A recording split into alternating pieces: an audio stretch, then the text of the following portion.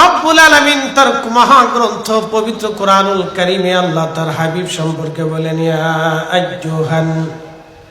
ইয়া আইয়ুহান নাবিয়্যু ইন্না আরসালনাকা শাহিদ।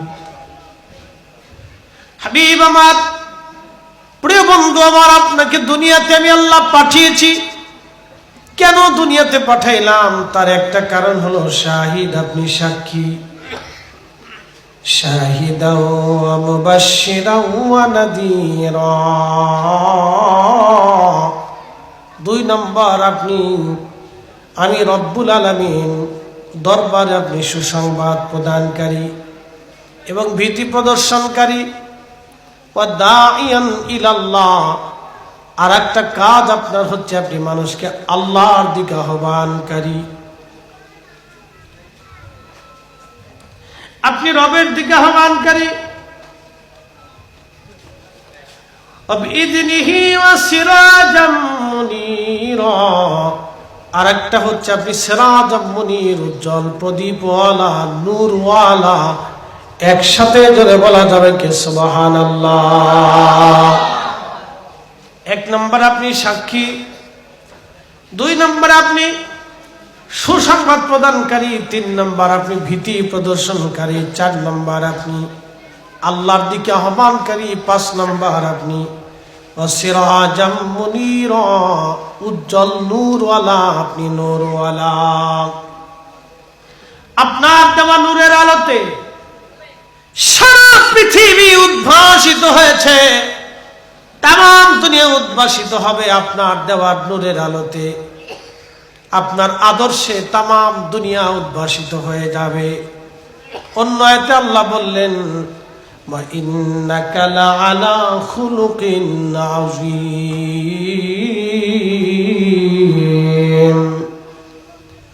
আপনি এমন এক মহান চরিত্রের আধার, এমন এক মহান চরিত্রের আপনি অধিকারী, এমন এক মহান আদর্শের অধিকারী। ইয়া রাসূলুল্লাহ, আপনি হচ্ছেন মহান চরিত্রের অধিকারী। এই জন্য কারো মধ্যে যদি রসুলের চরিত্র আসে, সুন্নাহ আসে, তাহলে মনে রাখবেন এই সুন্নাহ, এই আদর্শ হচ্ছেন মহান আদর্শ। কেউ যদি রসুলের আদর্শ না, এটা মহান আদর্শ, ছোটখাটো কোনো আদর্শ না, আল্লাহর জবান স্বীকৃত আদর্শ, মহান। আল্লাহ বলেন খুলুকিন আযীম, মহান চরিত্র, আপনার মহান চরিত্র, এত দামি চরিত্র। সহিহ বুখারীতে আসছে, এক বেদুইন আমার রসুলের মসজিদের মধ্যে আসলো। বেদুইন মসজিদে নববী, যেই মসজিদে নামাজ পড়লে 1 রাকাত নামাজ পড়লে 50,000 রাকাতের সওয়াব হয়। এক বেদুইন ওই মসজিদের মধ্যে আসলো। বেদুইন মসজিদের মধ্যে আসলেন, ইমাম রাহমাতুল লিল আলামিন, মুসল্লি হলো সাহাবায়ে আজমাইন। আপনি বুঝেন তো কোন জমানা? খায়রুল কুরুনি সুম্মাল্লাযীনা ইয়ালুনাহুম সুম্মাল্লাযীনা ইয়ালুনাহুম। নবী বলেন আমার জমানা উত্তম। একসাথে বলবেন না সুবহানাল্লাহ। আমার জমানা উত্তম, আমার পরে আমার সাহাবী তাবেঈদের জমানা উত্তম, তারপরে তাবেঈদের জমানা উত্তম, এরপরে জমানার উত্তম থাকবে না। এরপরে আসবে শুধু ফিতনার ফিতনার ফিতনা ফিতনা ফিতনা ফিতনা ফিতনা। নবীজি বললেন আমার জমানা উত্তম। নবী হচ্ছেন ইমাম, সাহাবী মুসল্লি, মুসল্লি হচ্ছে সাহাবায়ে আজমাইন। তাও কোন সাহাবী? আবু বকর ফিল জান্নাতি, ওমর ফিল জান্নাতি, উসমান ফিল জান্নাতি, আলী ফিল জান্নাতি, তালহা ফিল জান্নাতি, জুবাইর ফিল জান্নাতি, আব্দুর রহমান ইবনে আউফ ফিল জান্নাতি, সাদ বিন আবি ওয়াক্কাস ফিল জান্নাতি, সাঈদ ইবনে জুবাইর ফিল জান্নাতি, আবু উবাইদা ইবনে জাররাহ ফিল জান্নাতি, আবু হুরায়রা জান্নাতি, আয়েশা জান্নাতি, হার সাহাবী জান্নাতি। প্রত্যেকজন সাহাবী আল্লাহর জান্নাতি। একসাথে বলবেন না সুবহানাল্লাহ। আমার রাসূলের প্রত্যেকজন সাহাবী জান্নাতি। সব জান্নাতি সাহাবীরা হলো মুসল্লি। আর জান্নাতের যিনি সাহেব তিনি হলেন ইমাম। জান্নাতের যিনি সাহেব তিনি ইমাম, মাকামে মাহমুদ আলা হলেন ইমাম, হাউজে কাউসার আলা হলেন সেই মসজিদের ইমাম। পৃথিবীর শ্রেষ্ঠ মুয়াজ্জিন হযরত বেলাল হলো সেই মসজিদের মুয়াজ্জিন। বেদুইন আসছে মসজিদের ভিতরে, প্রিয় নবীজির মসজিদের মধ্যে বেদুইন পেশাব শুরু করে দিল। পেশাব মানবেন? আপনার মসজিদে কোনো হিন্দু যদি পেশাব করে তাহলে আমাদের বাঙালিরা হিন্দুর এলাকা জ্বালায়া পোড়ায় সারখার করে দেবে। কি আশ্চর্য! অথচ রহমতের মসজিদে, রহমতের নবীর মসজিদে বেদুইন পেশাব করতেছে। সাহাবায়ে কেরাম ধরতে গেলেন, এই করো কি তুমি? আদর্শ দেখে সাহাবায়ে কেরাম ধরতে গেলেন, এই করো কি তুমি? প্রিয় নবী বলেন, থামো, বাধা দিও না। একসাথে বলবেন আল্লাহু আকবার। না, জোরে জোরে জোরে জোরে, আরো জোরে। ইনি রাহমাতুল লিল আলামিন। ওনার আদর্শ কি আল্লাহ বলছেন, ওয়া ইন্নাকা লাআলা খুলুকিন আযীম। ওনার আদর্শকে আল্লাহ বলছেন, ওয়া ইন্নাকা লাআলা খুলুকিন আযীম। তিনি মহান চরিত্রের অধিকারী। আর আমার দেশে আমির উমরা, নেতা, রাজনীতিবিদ, বড় হুজুর আর মেজ হুজুর আর সেজ হুজুরের চরিত্র হলো, তার নামে যদি কেউ কুৎসা রটনা করে, কেউ কিছু বলে, তো থানায় যা মামলা করে তারা পুলিশে ধরাবে, বলে ক্ষমতা আছে, ধরাই দিচ্ছে।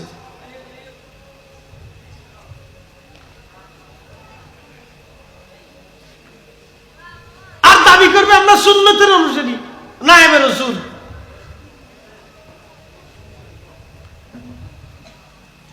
আল্লাহ নবীর মসজিদে ইহুদি এসে পেশাব করে, নবীজি বাধা দিলেন না। সাহাবীরা থামো, তাকে বাধা দিও না, পেশাব করতে দাও।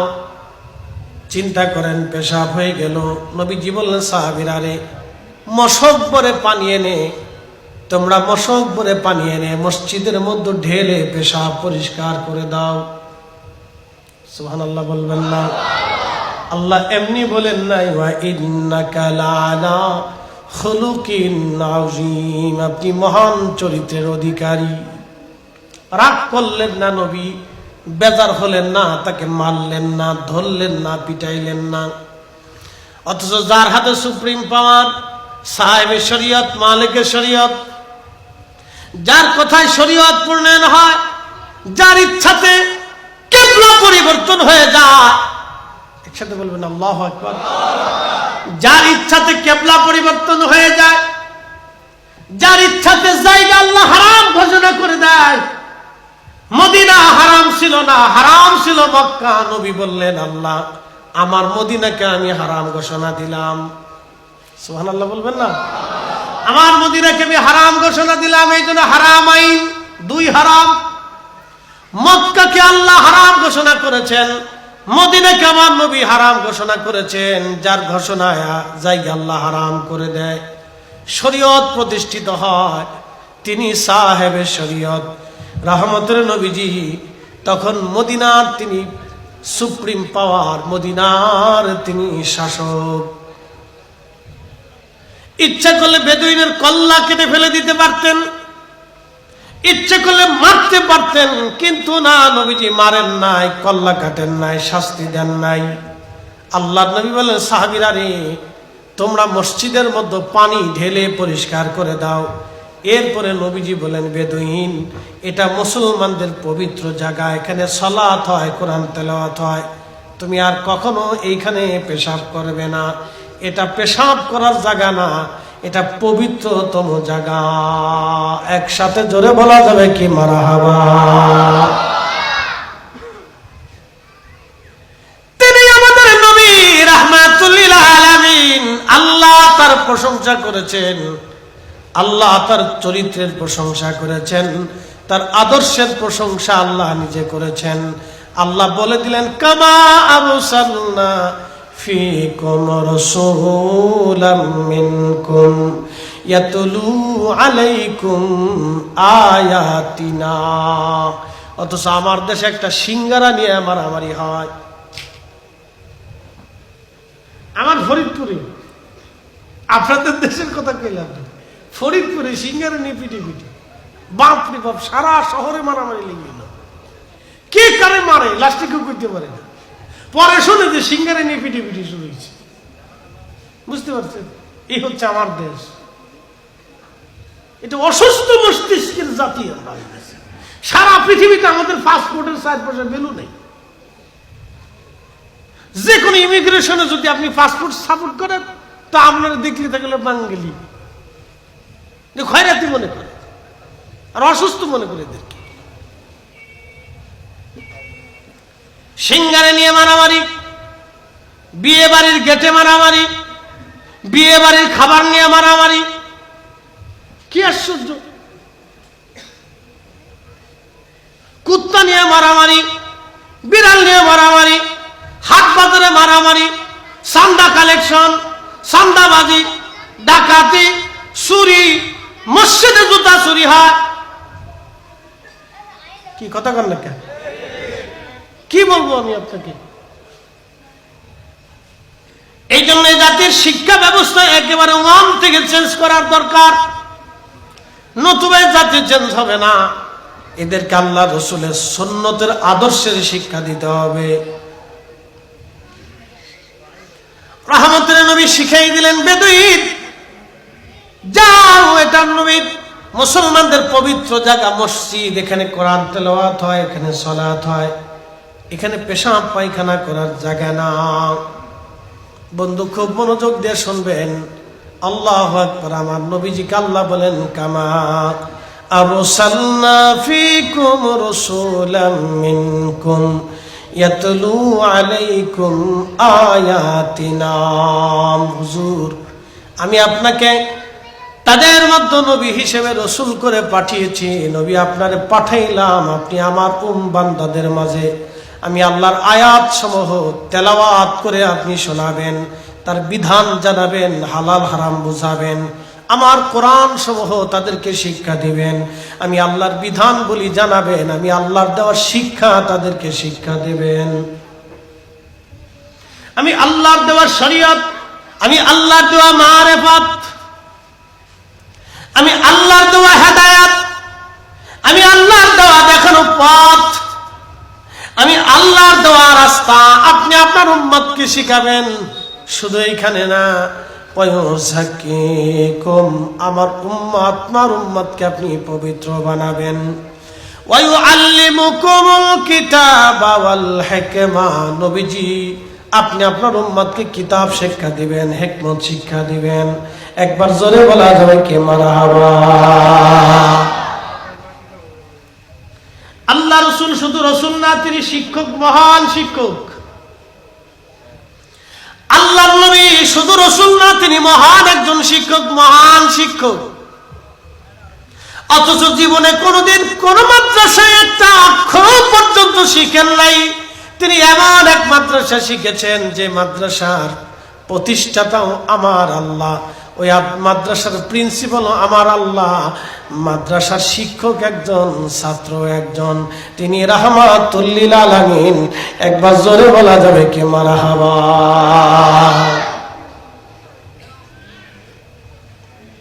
আজিরি আল্লাহ রসুলের চরিত্র যদি আপনি দেখেন তো আশ্চর্য হবেন।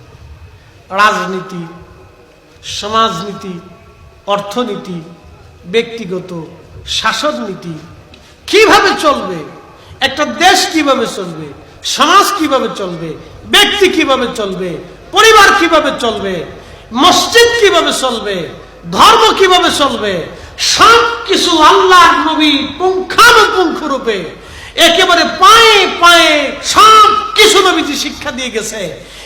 দিনের, জীবনের, রাজনীতির, ব্যক্তিনীতি, লেখাপড়া, অধ্যয়ন, চরিত্র, মাধুর্যতা, খাওয়া দাওয়া, ব্যবসা বাণিজ্য, রুটি রুজি, বিয়ে শাদী, মানুষ কি করবে, তার জিন্দেগিতে কি হবে, একেবারে হায়াত থেকে, জন্ম থেকে মৃত্যু পর্যন্ত একজন মানুষ কিভাবে চলবে, সব আল্লাহর নবী, রহমতের নবী আমাদেরকে পাটে পাটে পাটে পাটে শিক্ষা দিয়ে গেছে। জিন্দিগিতে কোনো ভুল নেই। এই জন্য হাসান বিন সাবিত কবিতার ছন্দে লিখতেন। মসজিদে নববীতে দাঁড়াইয়া হাজার হাজার সাহাবীদের সামনে বললেন, ইন্নাকা উলিতা মুবাররান মিন কুল্লি আইব কাআন্নাকা কদ খুলিকতা কামা তাশা। নবী গো, দুনিয়ার মধ্যে আপনি এসেছেন, ইয়া রাসূলুল্লাহ আপনি তশরীফ নিয়েছেন, আপনার আগে পরে কোনো আইব নাই, কোনো ত্রুটি নাই, খাতা নাই, দোষ নাই, ভুল নাই। একবার জোরে বলা যাবে কি মারহাবা? বুঝতে কি অসুবিধা? খুব মনোযোগ দিবেন। হুজুর আপনার জিন্দেগিতে কোনো ভুল নাই, কোনো আইব নাই, কোনো ত্রুটি নাই, কোনো খাতা নাই, বুঝতে পারতেছেন? আইয়ামে জাহিলিয়াতের অন্ধকার জমানাতে যখন মানুষেরা উটের পানির খাবার নিয়ে যুদ্ধ লাগলো, 40 বছর একাধারে যুদ্ধ। দেখেন, আউস এবং খাজরাজ গোত্রের যুদ্ধ শুরু হইল উটের পানি খাওয়া নিয়ে। আউস এবং খাজরাজ গোত্র, দুই গোত্রের ভিতরে কওমের মধ্যে যুদ্ধ লাগলো উটের পানি খাওয়া নিয়ে। উটে পানি খাওয়া নিয়ে দুই কওমের মধ্যে যুদ্ধ লেগে গেল, মারামারি। আমাদের দেশে যেমন বিয়ে বাড়িতে মারামারি, খাবার নিয়ে মারামারি, সিঙ্গারা নিয়ে মারামারি, কুত্তা নিয়ে মারামারি, জাগা নিয়ে মারামারি, দ্বন্দ্ব নিয়ে মারামারি, ক্ষমতা নিয়ে মারামারি, ওই রকম আগেও জাহিলিয়াতের যুগেতে এরকম মারামারি ছিল। কোন জমানে আছে আপনি হিসাব করছেন? জাহিলিয়াতের থেকে কম না। উটের পানি খাবার নিয়ে আউস এবং খাজরাজ গোত্রের ভিতরে যুদ্ধ শুরু হয়ে গেল, একাধারে 40 বছর যুদ্ধ। কেউ বন্ধ করতে পারে না। 40 বছর একাধারে যুদ্ধ চললো, দুই গ্রুপের যুদ্ধ হলো 40 বছর। রহমতের নবীজি যুদ্ধ থামানোর জন্য আল্লাহর নবী একটা সংগঠন করলেন যুবকদেরকে নিয়ে। এই সংগঠনের নাম হিলফুল ফুজুল। একবার জোরে বলা যাবে কি আল্লাহু আকবার? হিলফুল ফুজুল সংগঠন করলেন। এই সংগঠন করে মক্কাতুল মুকাররমাতে তিনি শান্তি ফেরানোর চেষ্টা করলেন। রাসূলের কাজ ছিল কি দেখেন, শান্তি ফেরানো।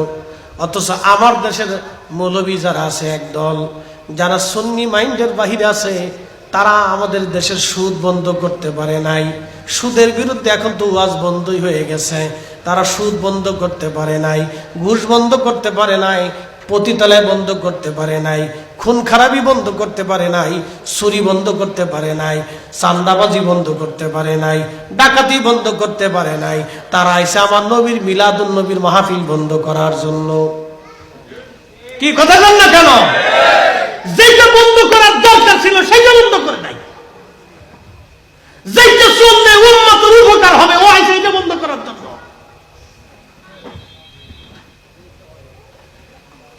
আল্লাহ নবী, রহমতের নবী মক্কা থেকে কি দূর করলেন? তিনি দূর করলেন আর কোনদিন কোন কন্যা সন্তান জীবন্ত কবর হবে না। মায়ের অধিকার ফিরিয়ে দিলেন, বোনের অধিকার ফিরিয়ে দিলেন, সন্তানের অধিকার ফিরিয়ে দিলেন, বাবা মার অধিকার ফিরিয়ে দিলেন, ন্যায় বিচার প্রতিষ্ঠিত করলেন, আদালত প্রতিষ্ঠিত করলেন। আমার রব বলেন, ইন্নাল্লাহা ইয়া'মুরু বিল আদলি ওয়াল ইহসানি ওয়া ইতাইযিল কুরবা।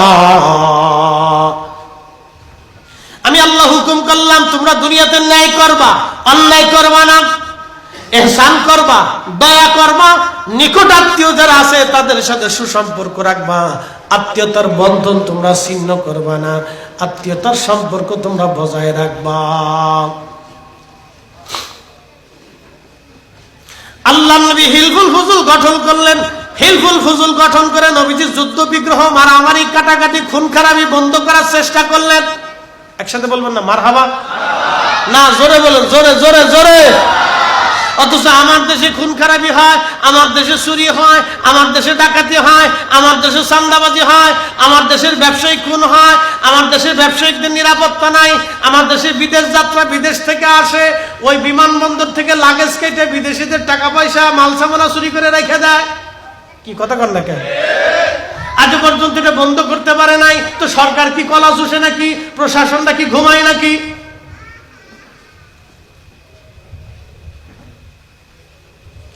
আজ পর্যন্ত এদেশের আলেমদের উচিত ছিল এইগুলি বন্ধ করা, তা বন্ধ করতে পারে নাই। তিনি এসে মিলাদুন নবী বন্ধ করার জন্য। তার মানে বোঝা গেল কুছ মে ডাল মে কুছ কে কালা হয়। তার মানে বোঝা গেল সবগুলির ভিতরে শয়তানি। কথা বলেন ঠিক কিনা? যেটা বন্ধ করার জন্য আল্লাহ রাসূল হিলফুল ফুজুল গঠন করলেন, তোমার সেই কাজে নাই, তুমি এই উল্টা কাজে। এদেশের হাজার হাজার মিলাদুন নবী সাল্লাল্লাহু আলাইহি সাল্লাম মাহফিল হয়, কথা কর নাকি ঠিক কিনা? প্রত্যেকটা মাহফিলে উলামায়ে কেরাম বিষয় ভিত্তিক আলোচনা করে, ঠিক আছে না? আল্লাহর দ্বীনের উপরে, মানুষের জিন্দেগির উপরে, নবীজির সুন্নতের উপরে, কোরআনের বিভিন্ন বিষয়ের উপরে, ইসলামের বিভিন্ন দিক নির্দেশনার উপরে শত শত উলামায়ে কেরাম প্রত্যেক দিনে এই পবিত্র ঈদ মিলাদুন নবী মাহফিলে সারা বাংলাদেশে হাজার হাজার মাহফিলে হাজার হাজার উলামায়ে কেরাম লক্ষ লক্ষ মানুষকে কালেমার দিশা দেন। তুমি সেইটা বন্ধ করার জন্য আজ পর্যন্ত সুদ বন্ধ করতে পারো নাই, একটা সুদের কারখানা বন্ধ করতে পারো নাই, একটা এনজিও বন্ধ করতে পারো নাই, পতিতালয় বন্ধ করতে পারো নাই, আজ পর্যন্ত একটা বার হাউস বন্ধ করতে পারো নাই। আলেমদের কাজ ছিল কি? এদেশের লক্ষ লক্ষ যুবকরা বাবা খায়, ইয়াবা খায়, গাঁজা খায়, মদ খায়, কি কথা কর না কেন?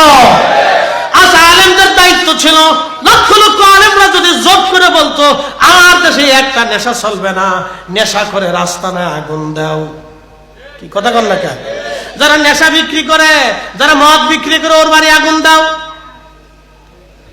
যেখানে নেশা বিক্রি হয় ওই জায়গায় আগুন দাও, কি কথা কর না কেন?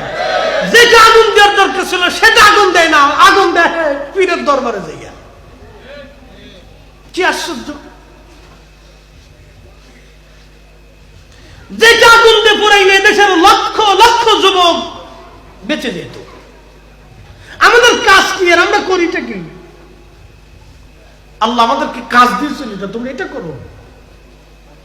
আল্লাহ রাসূল ওই জামানাতে এসে হিলফুল ফুজুল করলেন, সাহাবায়ে কেরামকে দিয়ে নবীজি দুনিয়াতে এসে ন্যায় প্রতিষ্ঠিত করলেন। কতল বিল কতল, হত্যার পরিবর্তে হত্যা, আইন চালু করে দিলেন। চুরি করলে হাত কেটে দিতে হবে, আইন চালু করে দিলেন।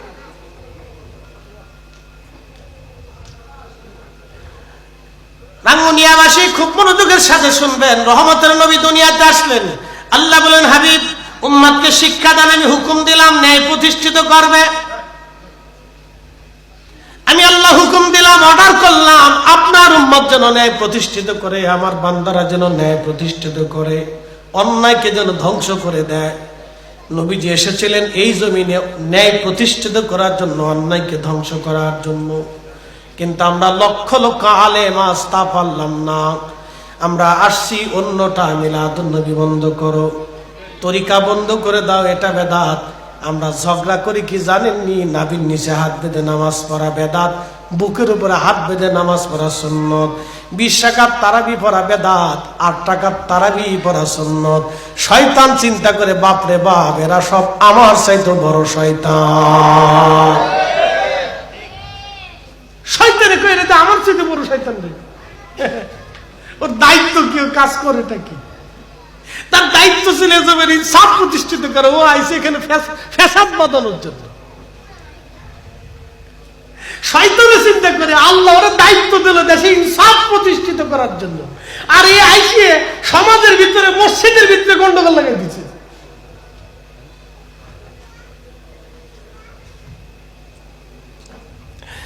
প্রিয় রাঙ্গুনিয়াবাসী, খুবই মনোযোগের সাথে কথাগুলি শুনবেন বাবাজি আমার। নবীজিকে আল্লাহ বলেন, হাবিব আপনি আপনার উম্মতকে পবিত্র বানাবেন। ওয়ায়ুআল্লিমুকুমুল কিতাবা ওয়াল হিকমা, আপনার উম্মতকে কিতাব শিক্ষা দিবেন এবং হিকমত শিক্ষা দিবেন, আদর্শ শিক্ষা দিবেন। ইয়া রাসূলুল্লাহ, ওয়ায়ুআল্লিমুকুম মা লাম তাকুনু তা'লামুন, আপনার উম্মত কেমন কিছু শিক্ষা দিবেন যে বিষয় আপনার উম্মত কখনো জানতো না। একবার জোরে বলা যাবে কি মারহাবা সালাতুল ইয়া রাসূলুল্লাহ আলাইকুম। হয় না? একসাথে জবান খুলে পড়েন সালাতুল ইয়া রাসূলুল্লাহ আলাইকুম।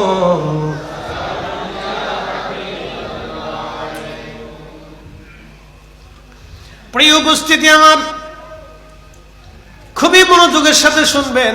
রহমতের নবীর